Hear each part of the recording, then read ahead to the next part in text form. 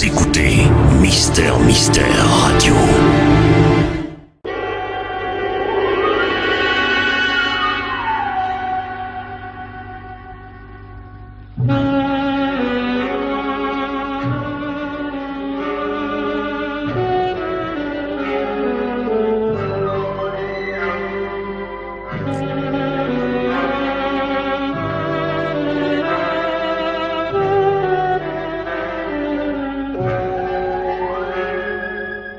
À tous les amateurs d'extraordinaire et d'imprévu, à toutes celles et à tous ceux qui lisent le journal aussi pour y trouver des histoires, Pierre Véry et Maurice Renaud présentent Faits divers, une émission réalisée par Pierre Billard.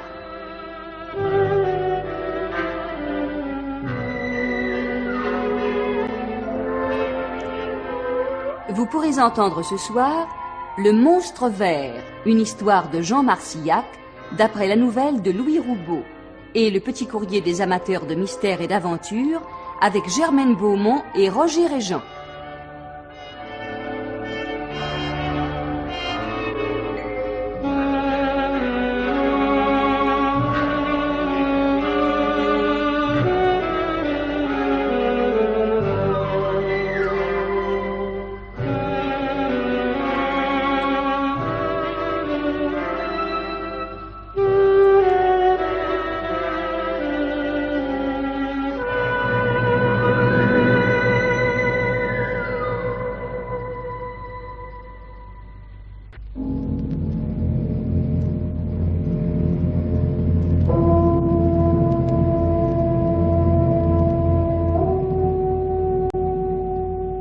Les phares d'une automobile trouent la nuit et gravissent une route de montagne.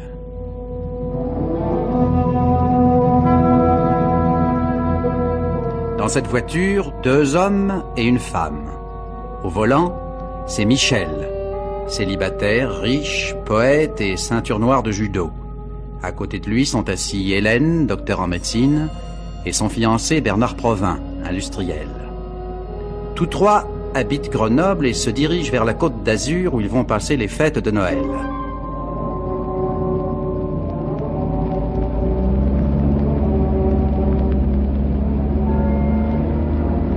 La voiture fraye lentement son passage à travers le brouillard et Bernard s'étonne de l'itinéraire suivi par son ami. Michel, tu t'es trompé, tu as quitté la route nationale. Oui, je sais. Et pourquoi? Je voudrais vous montrer la propriété que je vais acheter. Oh, écoute, tu aurais pu nous y conduire un autre jour. À quelle heure va-t-on dîner? Et puis on ne verra rien du tout. Vous visiterez l'intérieur. Moi, je trouve qu'une nuit de décembre, avec un brouillard à couper au couteau, c'est le climat idéal pour que vous fassiez connaissance avec ce nid de chouette. Charmante perspective. C'est un château féodal, j'espère, avec machicoulis et pont-levis. Ah non, désolé, ma pauvre Hélène, mais vous ne trouverez qu'un manoir délabré au bord d'un étang. Ah, dommage. Rassurez-vous, vous aurez quand même droit à 2 tourelles. Avec de gros rats et des chauves-souris. Ah bon, et un revenant qui secoue ses chaînes sur le coup de minuit? Non, j'ai demandé à mon agent immobilier, il paraît qu'il n'y en a pas. Ah, bah tant pis. Et puis naturellement, ce qui t'a plu dans cette turne, c'est la solitude, les plafonds voûtés et l'odeur de moisi. Exactement. Bah au moins il pourra faire de la culture des champignons. Non, mais de la musique, un peu d'aquarelle et quelques poèmes. Ah. Et comment s'appelle cet endroit rêvé et inaccessible? Et pas du tout inaccessible, la preuve c'est que nous arrivons. Donc je te demande le nom. Le château de Malcroix. Quoi? Qu'est-ce que tu as dit? Le château de Malcroix. Oui, qu'est-ce qui te prend? Michel, n'achète pas cette propriété. Pourquoi, tu la connais? Je te dis de pas l'acheter, ça devrait suffire.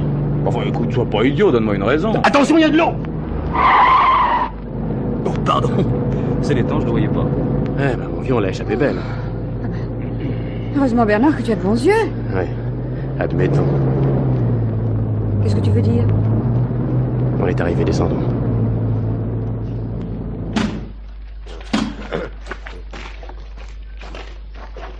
Bernard, dis à Michel pourquoi il ne faut pas qu'il achète ce château. Mais entrons d'abord. Bien, venez.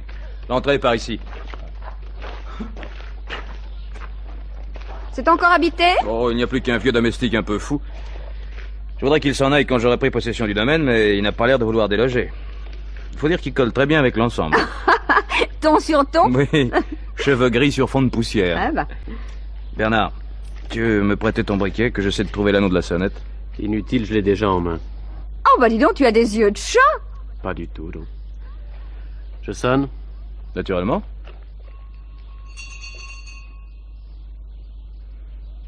Y a personne. Si, mais il faut le temps. Ah, voilà de la lumière. Michel Gauthier.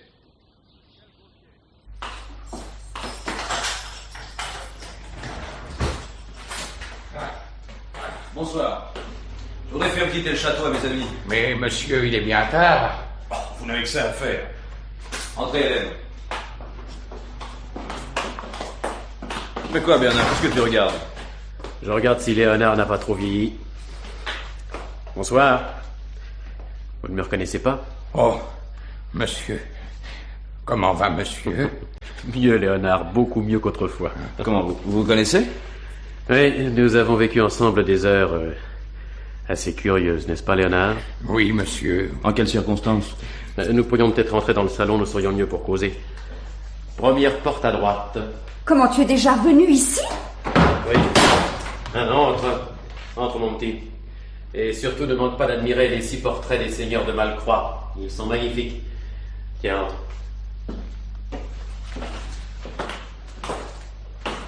Ça, Bernard, vas-tu nous expliquer? Ouais, volontiers, mon vieux. Assieds-toi. Oui. Tiens, Hélène, cette bergère te tend les bras. Merci. Léonard, ça ne vous ennuierait pas de nous laisser seuls? Mais monsieur, Ne vous inquiétez pas, Léonard. Nous ne prendrons aucun bibelot. c'est comme monsieur voudra. Fermez la porte. Bien, monsieur.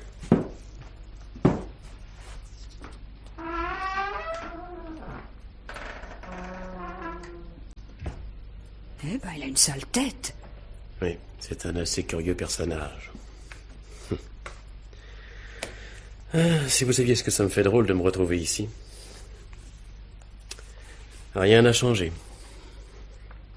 Voyez-vous, la première fois que je suis venu dans cette maison, c'était par une nuit d'hiver comme celle-ci. J'avais sonné, comme ce soir.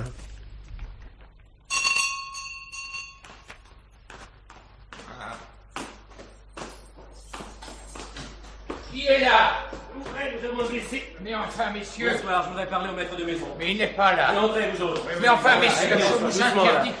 Mais laissez-vous entrer, monsieur. Le comte a interdit. Que signifie ce vacarme? Qui sont ces gens? Je vous ai défendu de laisser entrer qui que ce soit. Bonsoir, monsieur. Ah, mais qui êtes-vous? Vous nous permettrez de ne pas vous donner nos noms véritables. Mais rassurez-vous, nous ne sommes pas des bandits. Ah, je ne puis m'accommoder d'une telle présentation. Qui êtes-vous? Mon Dieu, monsieur, nous cherchons dans la mesure de nos moyens à faire échec aux bons Allemands et aux mauvais Français. Je pense être assez clair. Ouais. Ah, autrement dit, vous êtes des résistants, hein, des maquisards. Si ces noms vous agréent, nous le sommes. Et nous venons vous demander asile. On nous poursuit depuis 24 heures et l'un de nous a reçu 2 balles dans la jambe. Ah, mais vous allez m'attirer des ennuis. Les refuges ne manquent pourtant pas dans la région. Pourquoi êtes-vous venu justement chez moi? Désolé de troubler votre quiétude, mais nous n'avons pas eu le temps de choisir. Excusez-moi, je suis un vieil homme et je perds de plus en plus contact avec la vie. Et nous sommes pressés de dormir, monsieur. Vous pouvez coucher combien de personnes? Je ne sais pas, Léonard. Avec le vieux lit du grenier, monsieur le comte, on peut aller jusqu'à 8. Et nous sommes 9. À moins que monsieur le comte ne donne aussi la chambre de madame la comtesse. Vous savez bien qu'il n'en est pas question. Personne n'entrera dans cette chambre. Vraiment, mais puis-je en savoir la raison? Ça ne nous regarde pas. Je vous préviens que si vous ne voulez pas la donner de bon gré... Ma famille est morte, monsieur. Cette raison vous semble-t-elle suffisante? Je comprends qu'en temps ordinaire, vous désiriez laisser intacts certains souvenirs. Mais vous ne semblez pas vous rendre compte que nous vivons une période exceptionnelle. Vous n'avez pas le droit, monsieur, de refuser un lit à l'un de ces hommes qui sera peut-être tué demain. Qui sera peut-être tué demain? Mais justement, monsieur, c'est pour cela que je vous refuse cette chambre. Et que voulez-vous dire? Je vous en supplie, n'insistez pas. Je tiens à ce que vous sachiez que la superstition n'a aucune prise sur nous. Il n'est pas question de superstition, monsieur. Et puisqu'il faut tout vous dire, ma femme est morte dans cette chambre d'une mort mystérieuse. Ah oui? On l'a assassinée. Et qui? Le spectre vert. Vous dites? Le spectre vert. Il est fou. Non, monsieur, non, je ne suis pas fou. Léonard vous dira que ce que j'affirme est la vérité. Ah tiens, parle-le. Ils veulent qu'on leur foute la paix. Et celui qui couchera dans cette chambre risque de mourir de la même façon. Allez, dites, on a assez perdu de temps, hein. Moi, les histoires de fantômes, j'adore ça, mais le matin. Le soir, j'ai trop sommeil. Allez, Léonard, donnez-moi la clé de cette chambre. Je vais y coucher, moi.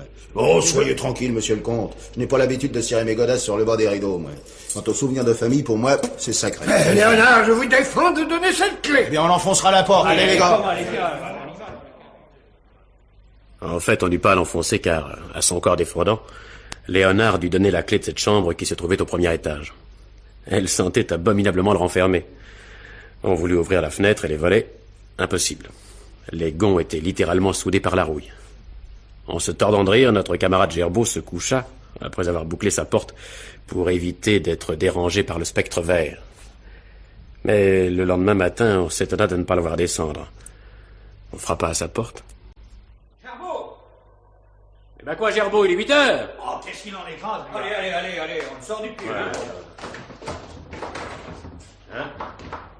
Il a tourné la clé à l'intérieur. Mais qu'est-ce qui se passe? Hé, le spectre vert t'a bouloté! Ne riez pas, messieurs, tout est à craindre. Écoutez, messieurs, on dirait des gémissements. Enfoncez la porte! Allez. Ah, monsieur, je vous l'avais bien dit. Monsieur le comte avait raison. Gerbeau! Gerbeau, qu'est-ce que tu as? Chef, il y a du sang partout. Regardez sa chemise. Elle est en lambeaux. Il respire encore. Gerbeau, mon vieux. C'est moi, Bernard, ton copain. C'est moi qui va parler. Soutiens-le. Oh, le monstre vert. Oh, le monstre. C'est lui qui m'a assassiné. Le monstre vert? Mais voyons, Gerbeau, c'est pas possible. Regardez-le, chef. Regardez-le. Je crois que c'est la fin.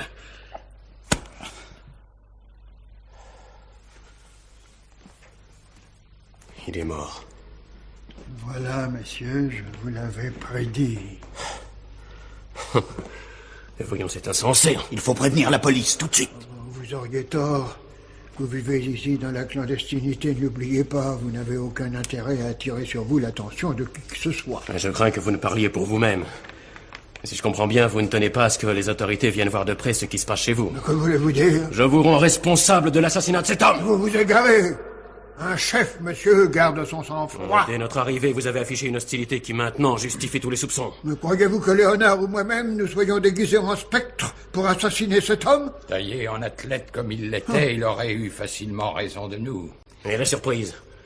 Et l'arme qui a été employée? À défaut de policier, faites vous-même l'enquête et concluez, si vous pouvez. L'assassin n'a pas pu pénétrer par la porte, elle était fermée de l'intérieur. Et la fenêtre? Je viens de vérifier, elle n'a pas bougé depuis hier soir. Impossible de l'ouvrir. Alors, la cheminée? Trop étroite, chef. Même un corps d'enfant ne pourrait pas s'y glisser. Sondez-moi les murs, le plafond et le plancher. L'assassin est peut-être entré par un escalier dérobé. Vous perdez votre temps, messieurs. Toutes ces recherches, je les ai effectuées après la mort de ma femme. Faites ce que je vous ai dit. Après, vous visiterez le château de Fontencomble. Et au moindre indice, appelez-moi. Mais enfin, chef, Gerbeau a lui-même parlé du monstre vert. Tu crois aux revenants, toi? Eh ben, moi, j'y crois. Je suis breton et chez moi, on raconte des choses qui sont parfaitement arrivées. Tu deviens un fou, non? En tout cas, je resterai pas une minute de plus ici. Et où iras-tu, imbécile? Il a raison, chef. Moi aussi, je suis breton. Et à vrai dire, depuis des mois, nous vivions sur les nerfs. Et certains d'entre nous finissaient par ne plus savoir ce qui pouvait être vrai ou faux. Enfin, les esprits se calmèrent. Nous avions à faire face à d'autres dangers. Mais votre enquête, à quoi a-t-elle abouti? À rien. Le mystère demeurait entier. Vous avez quitté le château? Non. Non, c'était pour nous un abri excellent. Après avoir enterré dans le parc le cadavre de notre camarade, la vie s'organisa, malgré le malaise qui planait sur la maison. Mais après la guerre, vous n'avez pas repris l'enquête? Mais attends, je n'ai pas tout dit. 5 semaines plus tard, nous dûmes héberger une estafette du quartier général, qui devait repartir le lendemain. Faute de lit, je décidai de rouvrir la chambre mystérieuse, et on la lui donna après avoir bien entendu examiné les lieux et organisé au rez-de-chaussée un service de garde qui avait pour consigne d'effectuer des rondes fréquentes et de guetter les moindres bruits. Or, vers 3 heures du matin, les hommes de faction entendirent des gémissements qui venaient du premier étage. Ils bondirent à la chambre mystérieuse, enfoncèrent la porte et trouvèrent l'estafette râlant, le visage labouré de griffes. Le sang coulait, et ses souffrances semblaient atroces. Il mourut sans avoir pu prononcer un seul mot. Ça? Et comme pour la première fois, il nous fut impossible de relever le moindre indice sur la façon dont s'était accompli ce nouveau crime. Fenêtres et portes closes, assassin et armes du crime volatilisées. Mais enfin, l'explication... Vous avez bien fini par la trouver. Non.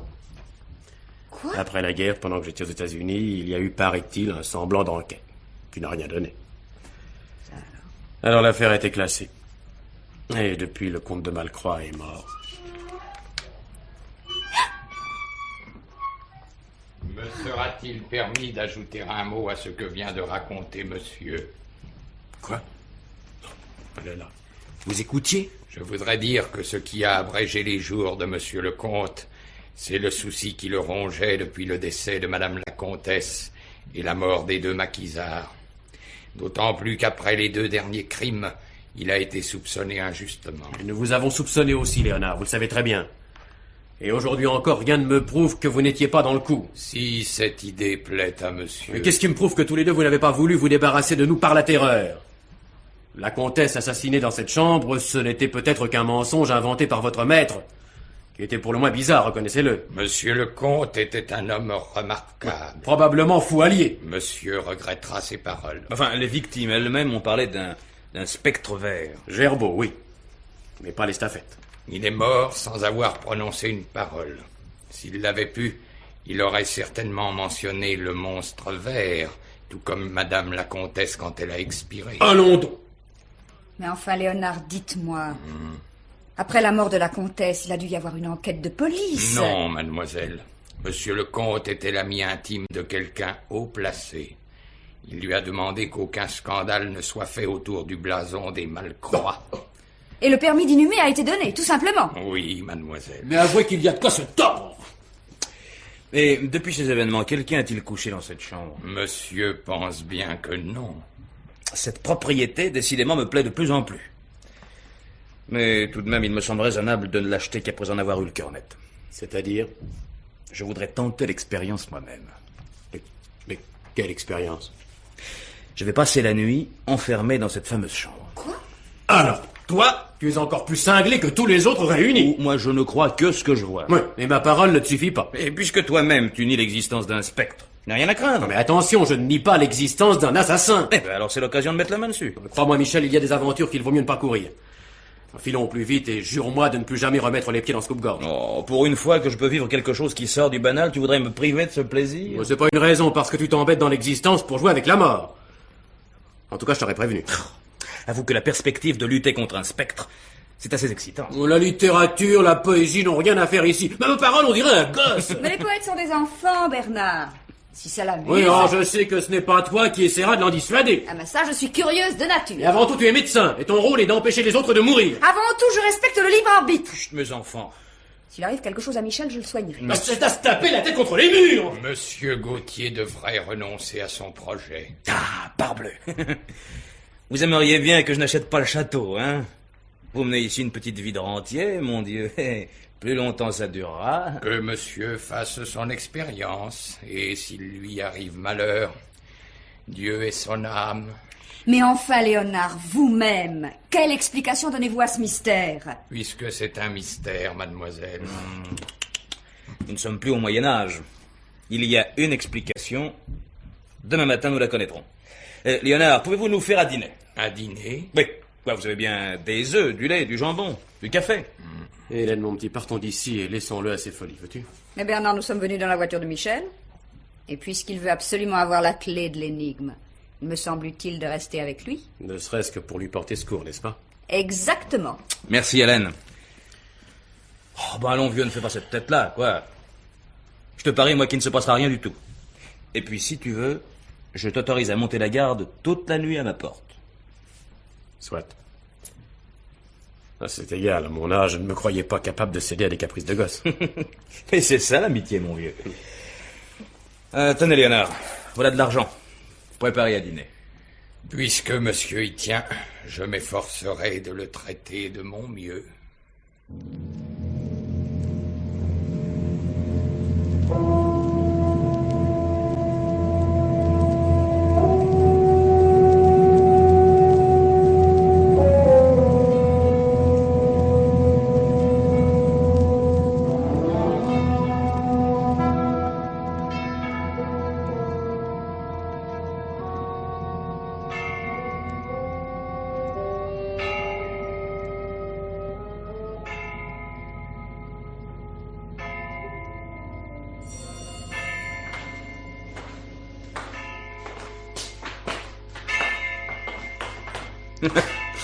Avouez que les 12 coups de minuit, rien ne peut mieux convenir à une prise de contact avec la chambre d'un spectre.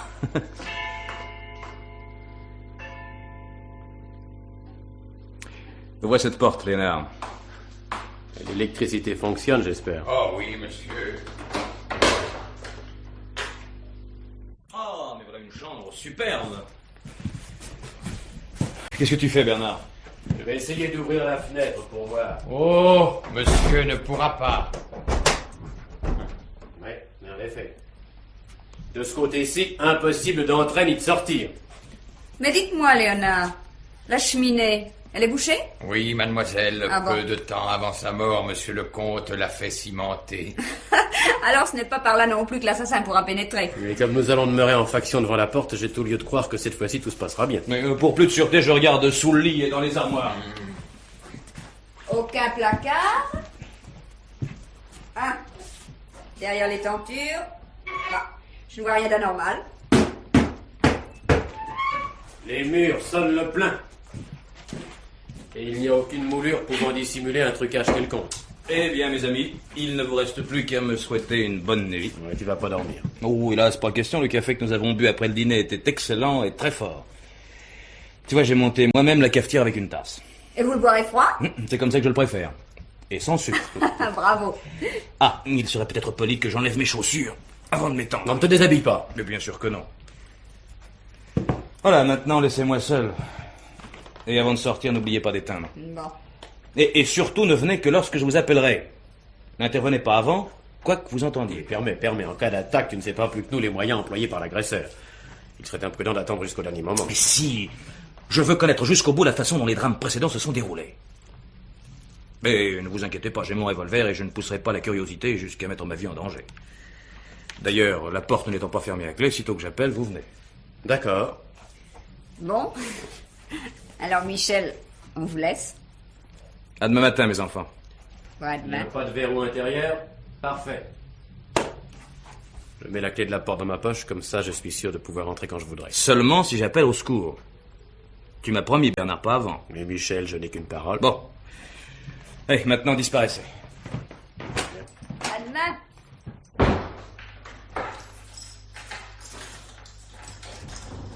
Hélène, tu vas aller te reposer en bas près du feu.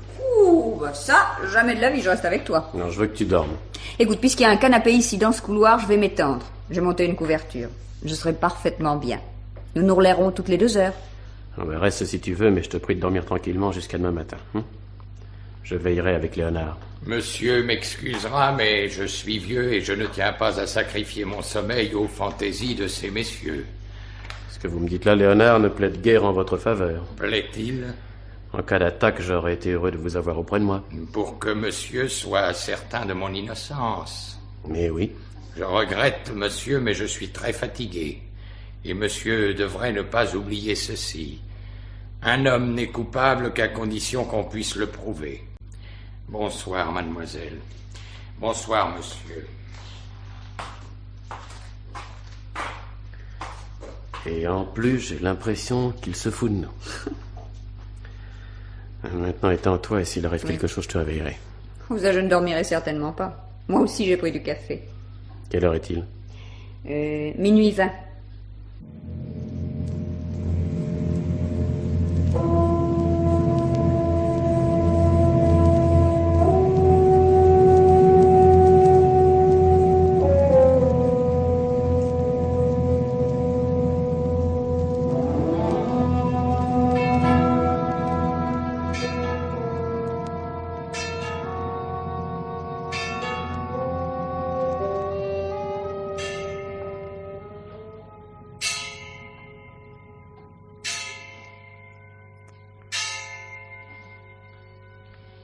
Hélène, Quoi? viens vite. Il se passe quelque chose? Écoute, on remue dans la chambre. Bah, il s'est peut-être levé pour résister à l'engourdissement. Non, regarde. Sous la porte, il n'y a pas de lumière. Mais il est fou, c'est imprudent de marcher dans l'obscurité. Tu as entendu? Il a dû heurter un meuble. Oh, mais écoute, on bouge de plus en plus. Oh mon Dieu, mais ils se battent! Oh, mais écoute, c'est une bataille en règle. Mais pourquoi ne tire-t-il pas, l'imbécile? Pourquoi ne tire-t-il pas? Oh, mais ouvre, Bernard, je t'en supplie, ouvre! Non! Non, je lui ai promis, non. Il n'a pas encore appelé au secours. Allons-y! Michel! La lumière, allume la lumière! Tire, mais tire Mais donc! sur qui? Sur quoi? Y a personne! Michel! Où es-tu? Oh, viens vite! Il est tombé là derrière le lit. Michel! Michel! Oh, c'est abominable. Oh, Michel. Michel, mon vieux. Oh, Michel, mon vieux, répondez. Le monstre vert. Le monstre vert. Là. Fou! Personne n'est entré par la porte, ça je le jure! Mais regarde, il a de l'écume verte au bord des lèvres. Du lait, vite! Léonard! Léonard! Voilà, monsieur, voilà. J'ai entendu le bruit, je me suis levé tout de suite, je m'étais étendu tout habillé. Redescendez vite à la cuisine chercher du lait. Mais il n'y en a plus, madame. Alors faites tiédir de l'eau avec une poignée de sel, vite, Et vite! tout de suite, madame, j'y vais. Si Michel ne vomit pas, bref, dès là, il est perdu. Pourquoi? Parce que quelqu'un vient de l'empoisonner.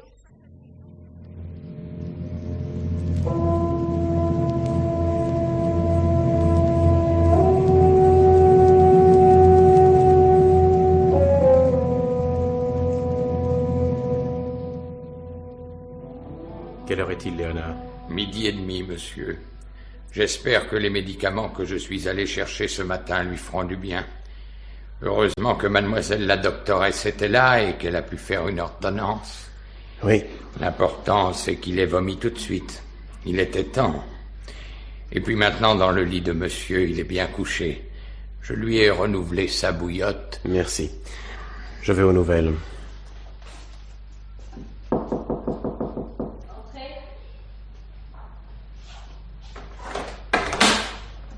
Alors, Hélène, comment va-t-il?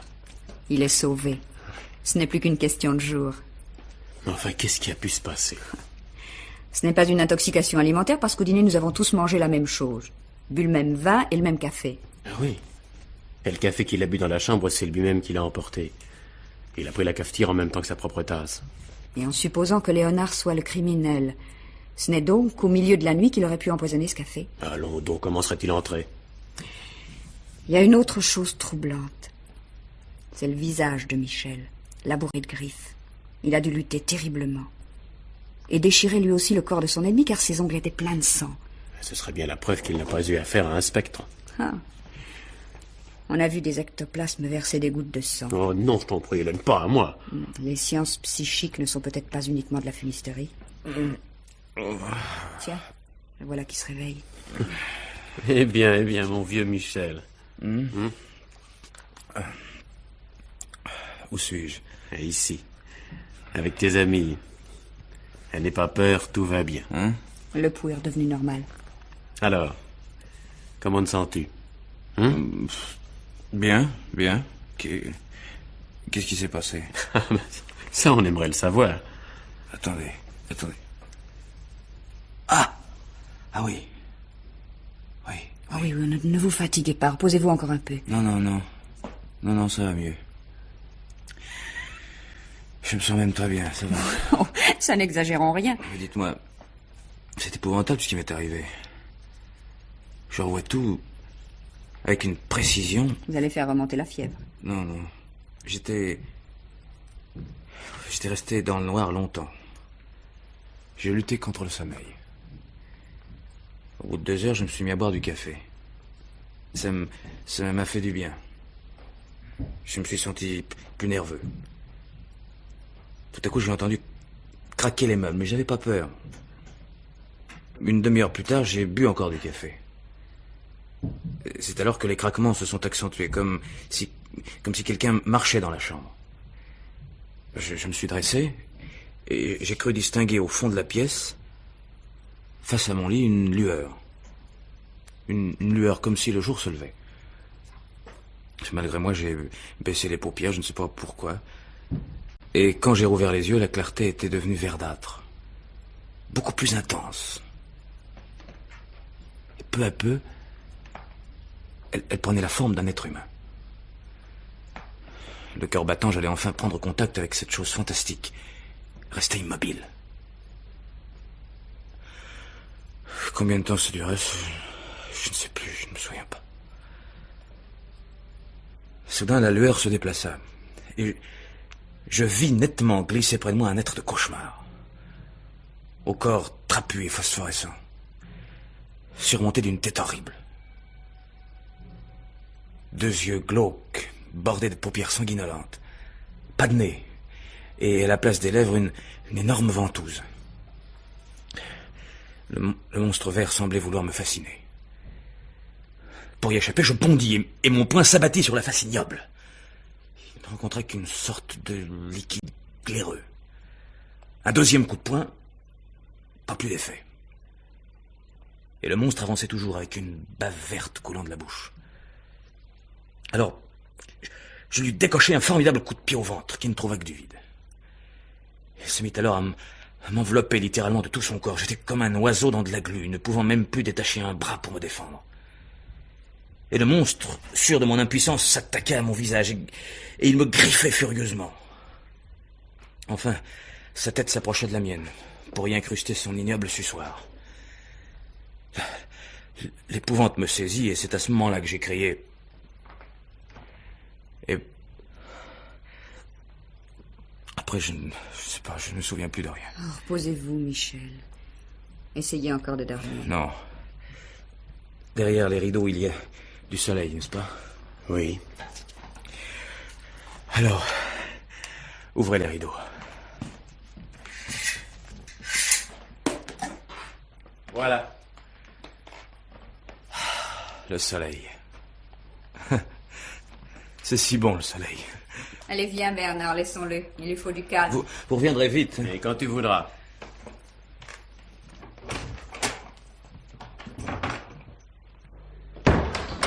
Hélène, où vas-tu? Dans la chambre mystérieuse. Maintenant qu'il est sauvé, il faut essayer de comprendre. Et je ne suis peut-être pas loin d'avoir compris. Ah, vas-y vite. Non, laisse-moi encore réfléchir et contrôler certains détails. Comme tu voudras. Entrons. Mais surtout ne touche rien. Et fais le moins de gestes possible. Pourquoi? Je te le dirai tout à l'heure. Examinons d'abord la tasse de café. Tu vois? Dans le fond, il y a un dépôt.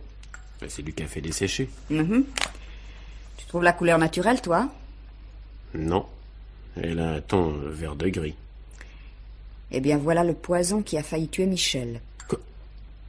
Mais qui a pu l'y mettre? Léonard? Ah, certainement pas. Michel lui-même? Vraiment aucune raison. Alors, le spectre? Non. Quand Michel a vu l'apparition, il s'est dressé pour l'attaquer. Avoue que ce n'était pas le moment de se mettre à boire du café. Non, pour moi, quand le monstre est apparu, il y avait déjà 2 heures que l'empoisonnement faisait son œuvre. Et en fait, c'est le poison qui a donné naissance au spectre vert. Qu'est-ce que tu veux dire? Que ce poison aurait agi sur le cerveau de Michel? Oui, c'est un phénomène très fréquent. Oui, en somme, il aurait été victime d'une hallucination. Exactement. Mais voyons, il a lutté contre un ennemi. Il avait les ongles pleins de sang et son visage était labouré de griffes. Ah, ça, il y a longtemps que nous aurions dû y penser. Mais c'est lui-même qui s'est griffé le visage en se débattant contre cet être imaginaire. Ah, c'est plausible après tout. Ah. Oui, mais cela n'explique pas qui a versé le poison.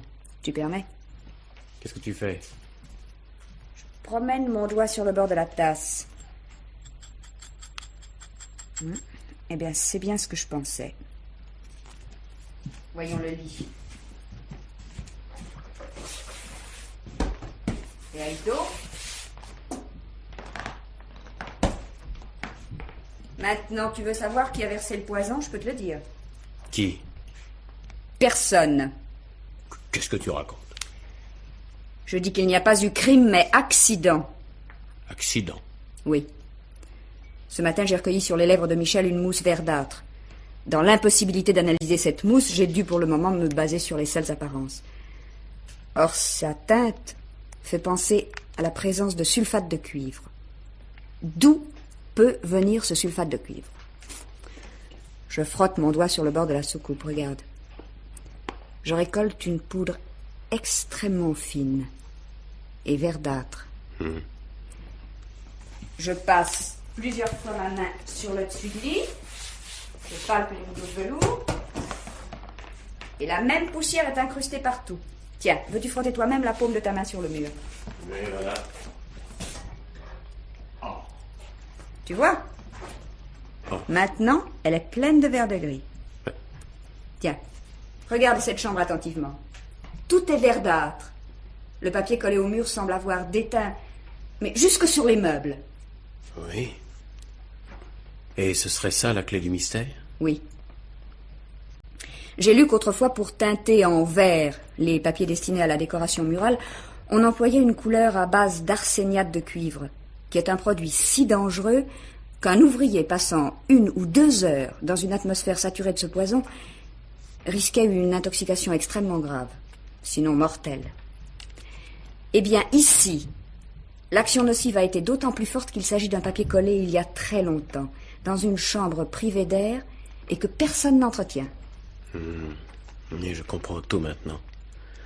Chaque fois qu'une personne est venue coucher ici, les préparatifs ont occasionné un certain remue-ménage. Oui. Et il en a soulevé une poussière impalpable qui est restée plus ou moins suspendue dans l'air. Voilà. Et sans s'en rendre compte, l'occupant n'a cessé de la respirer jusqu'au déclenchement de la crise. Oh, Michel en a même avalé une bonne dose dans des tasses de café successives. Bravo. Bravo, chère Hélène. Grâce à toi, voici la fin du cauchemar. Eh ben, si jamais tu renonçais à la médecine, tu pourrais réussir au Quai des Orfèvres. Oui. Docteur, notre malade serait heureux de vous voir, ainsi que monsieur. Ben, nous y allons. Donnez-moi la main, Léonard. Vous êtes un brave homme.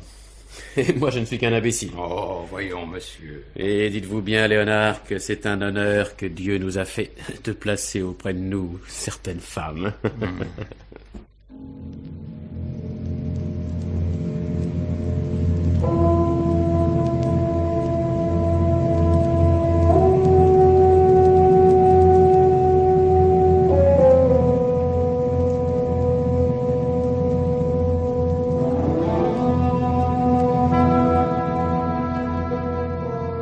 Le monstre vert, nouvelle radiophonique de Jean Marcillac d'après un conte de Louis Roubaud, avait pour interprète Jean-Claude Michel dans le rôle de Michel, Pierre Delbon dans le rôle de Bernard, Jacqueline Rivière dans le rôle d'Hélène, Henri Virlogeux dans le rôle de Léonard le vieux domestique, et Jean Dide dans le rôle du comte, avec Jean Bollot, Gaëtan Jor, Jean Mauvais.